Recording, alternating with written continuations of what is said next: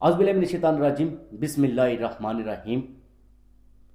ایک انتہائی افسوسناک معاملہ، افسوسناک خبر۔ ایک گھریلو خاتون ہے جو مبینہ طور پر اجتماعی زیادتی کا شکار ہو گئی ہے۔ یہ واقعہ تھانہ چوٹالہ کے علاقے سنگھوئی میں پیش آتا ہے، جب ایک سدرا نام کی خاتون جو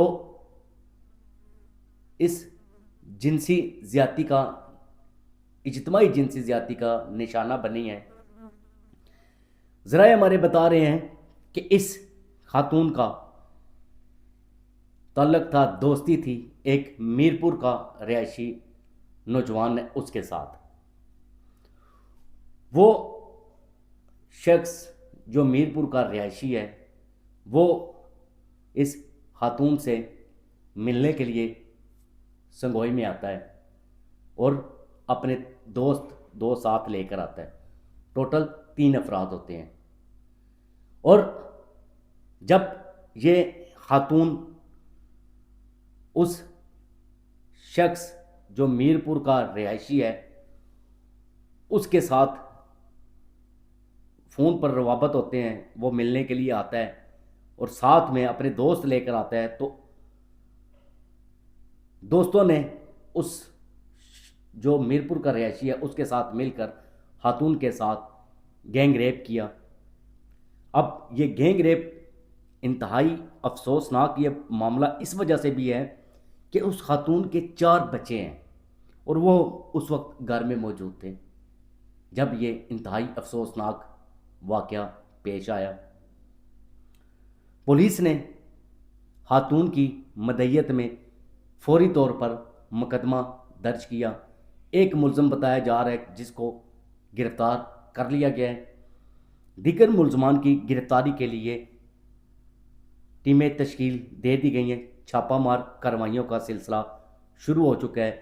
ڈی پی او جرم شفیق احمد چودھری نے اس چیز کا سختی سے نوٹس لیا اور حکم جاری کیا کہ ان ملزمان کو فوری طور پر گرفتار کر کے کیفرے کردار تک پہنچایا جائے، جنہوں نے ایک شادی شدہ خاتون جس کا شوہر بیرون ملک میں موجود ہے اس کو جنسی اجتماعی زیادتی کا نشانہ بنایا ہے۔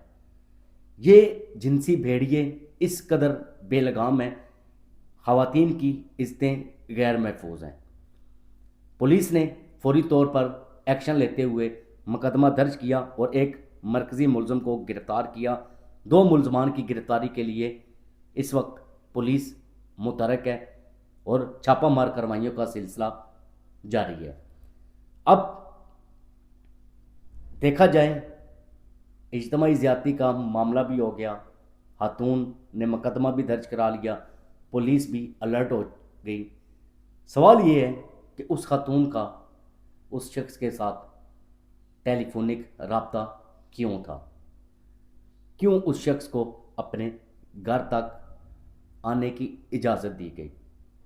جب وہ شخص اپنے ساتھیوں سمیت گھر میں داخل ہو گیا اس وقت خاتون نے شور شرابہ کیوں نہ کیا اور اہل محلہ کو کیوں نہ بلایا، کیوں نہ جگایا؟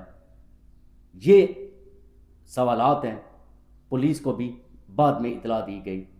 یہ سوالات جو جنم لے رہے ہیں، اب دیکھتے ہیں پولیس کی تفتیش کیا ہوتی ہے اور پولیس اس معاملے میں کیا کرتی ہے، کیونکہ جو اجتماعی زیادتی کا واقعہ وہ تو ہو چکا، لیکن کنیکشن کیا تھا، معاملات کیا تھے، پولیس اس کو باریک بینی سے دیکھ کر میرٹ پر اپنا فیصلہ کرے گی۔